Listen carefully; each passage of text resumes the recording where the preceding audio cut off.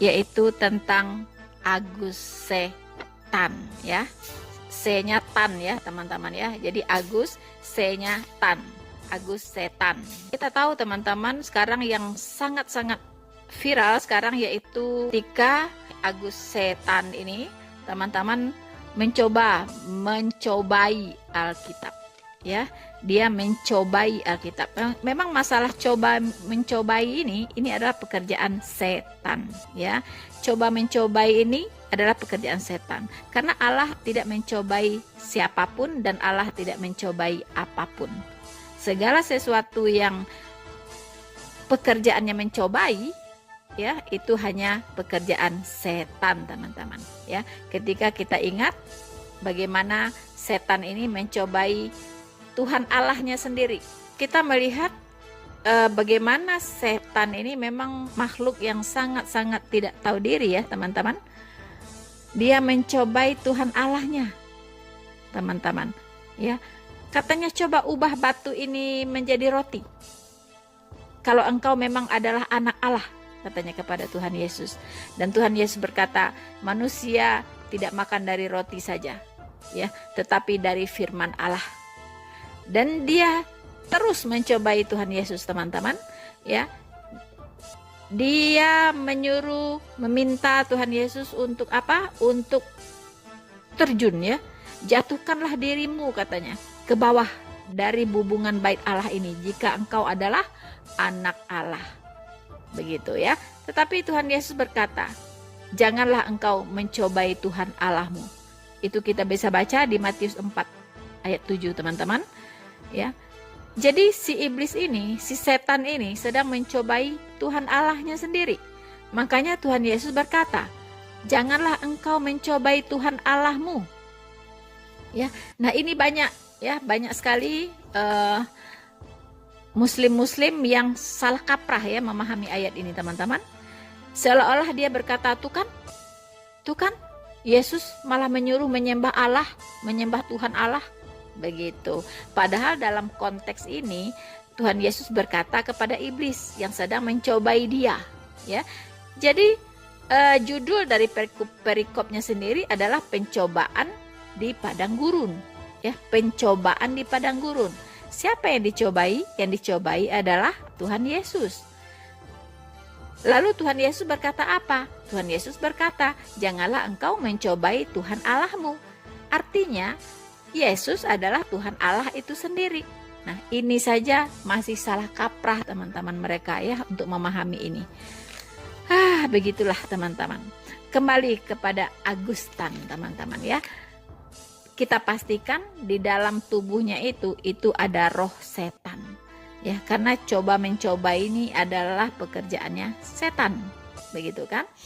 Nah, yang viral adalah ketika dia mencoba membuang angin busuk di atas Alkitab ya, ditaruh Alkitab itu di pantatnya lalu dikentutin teman-teman ya, dikentutin. Nah, apakah ini sebuah penistaan? Kita sudah tahu semua ya jawabannya teman-teman, tapi kita akan menyaksikan dulu seperti apa detik-detik Agus Setan ini mengentutin Alkitab. Selamat menyaksikan. Ketika kitab ini saya tempel di pantat, ya, dalam sebulan saya akan mati. Kita tes ya, dalam 1 bulan.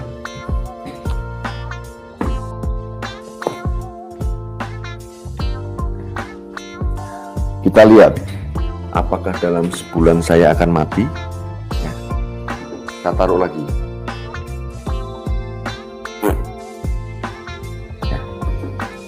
Kita lihat nanti apakah Agustan akan mati ketika Alkitab ditaruh di pantat. So, saudara-saudaraku yang terkasih di dalam Tuhan, mungkin Agus Setan ini punya ide untuk mengentutin Alkitab. Dia kira posisi Alkitab itu sama dengan kitabnya sendiri, ya, yaitu maha mulia, maha kudus, maha suci, maha segalanya, ya, sehingga harus diperlakukan seperti berhala, teman-teman. Ya kan? Tidak boleh dikentutin, tidak boleh didudukin, tidak boleh ditaruh sembarangan, teman-teman, ya kan? Bahkan ada yang ekstrim, ada yang merobek lembaran kitabnya Agustan itu, kemudian dibakar, kemudian abunya dicelupkan ke dalam air dan airnya diminum. Ada betul teman-teman ya. Ya, ada yang seperti itu. Atau kitabnya ditaruh di bawah bantal atau di samping bantal ketika dia tidur. Wah, diharapkan ada ada perlindungan di situ. Ya kan? Atau ayat-ayat yang ada di dalam kitabnya itu kemudian ditulis, ya, kemudian dimasukkan ke dalam kain, kemudian dijahit, lalu diikatkan ke pinggang, diikatkan ke lengan, atau digantung di depan pintu, macam-macam ya.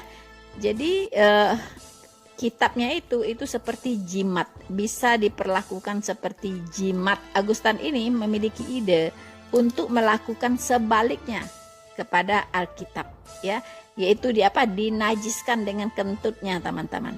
Ya, diperlakukan seperti barang yang tidak ada kuasanya. Itu dia lakukan dan ini cukup menghebohkan, teman-teman, cukup viral. Karena orang melihat itu sebagai sebuah penistaan, ya, penistaan terhadap Alkitab, begitu. Penistaan terhadap kekristenan. Karena Alkitab itu adalah miliknya umat Kristen.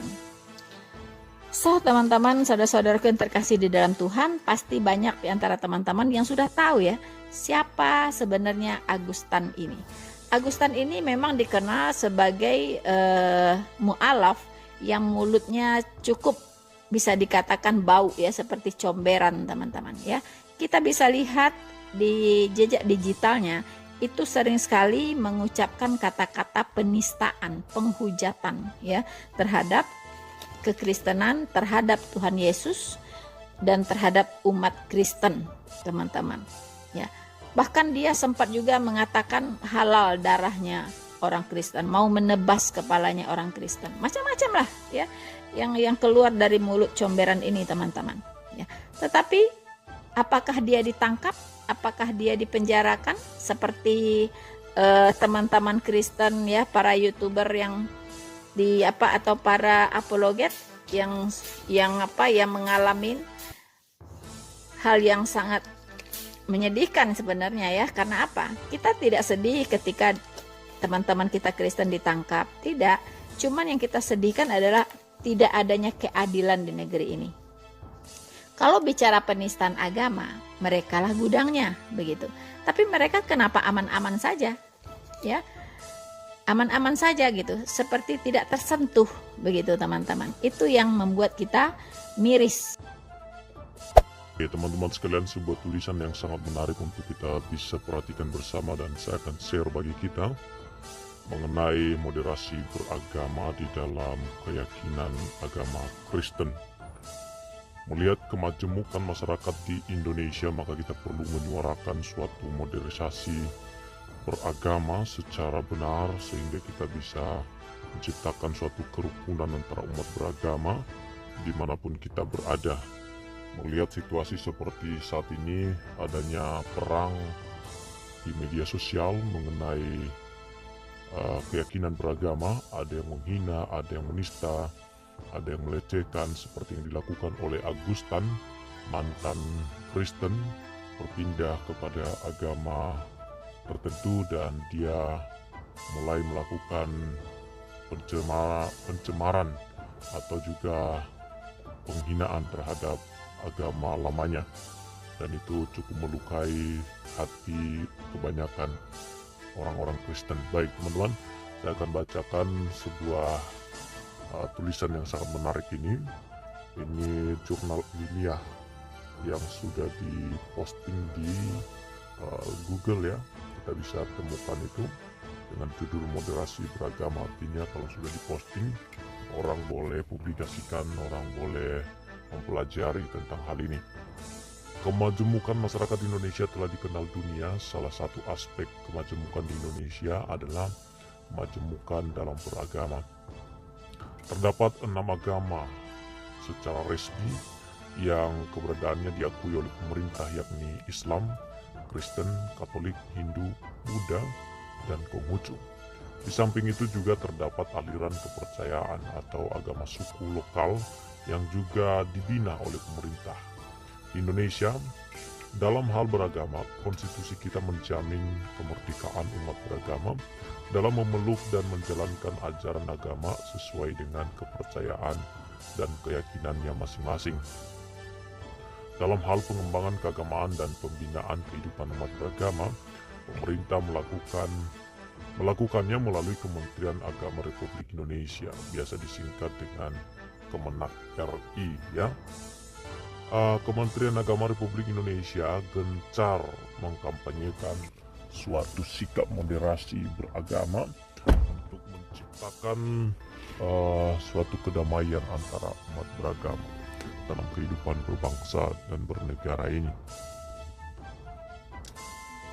Teman-teman sekalian, Menteri Agama RI saat ini yaitu Bapak Haji Yaqut Khalil yang merupakan orang yang menegaskan bahwa konflik keberagaman atau keagamaan yang seringkali terjadi di Indonesia pada umumnya dipicu oleh sikap eksklusif dan terjadinya kontestasi antara kelompok agama dalam meraih dukungan umat yang tidak dilandasi oleh sikap toleran antara satu dengan yang lain, yang pada gilirannya menimbulkan perpecahan di antara umat beragama.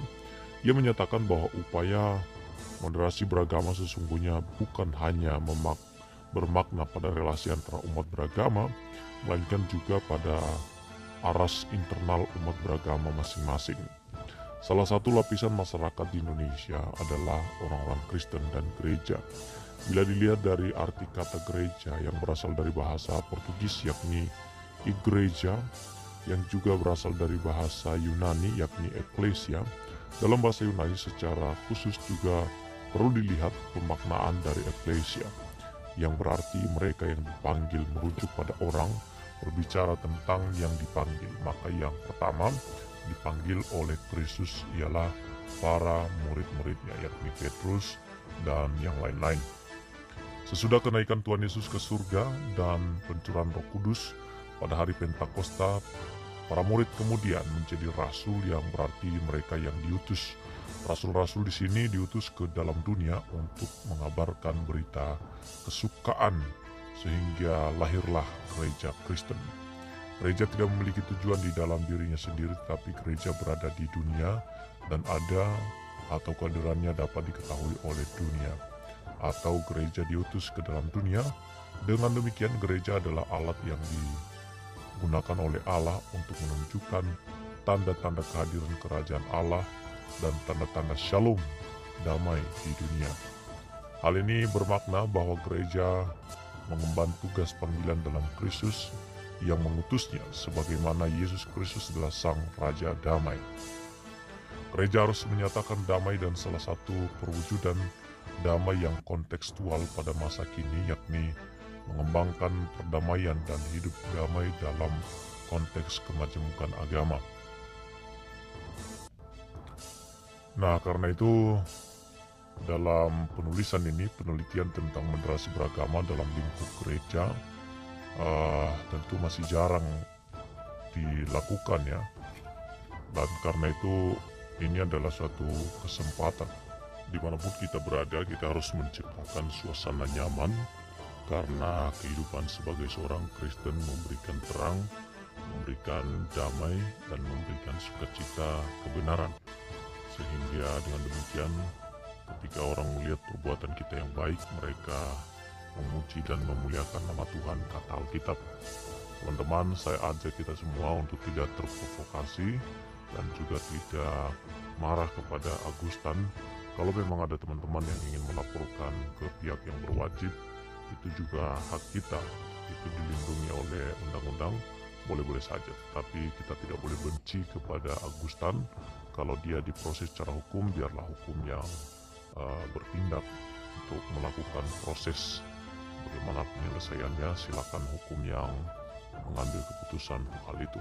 Tapi kalaupun tidak dilaporkan, biarlah dia dikasih kesempatan untuk mencoba, ya paling tidak dia punya kesempatan untuk memperbaiki diri. Kita doakan Agustan ini dipulihkan oleh Tuhan kesehatannya dan keluarganya diberkati, dan kalau Tuhan berkenan juga untuk memulihkan hatinya yang membenci kepada agama Kristen atau golongan Kristen, ya kita minta kuasa daripada Roh Kudus untuk menjamah dia sehingga tidak ada hati yang benci di dalam dirinya, karena itu akan merusak kehidupannya sendiri.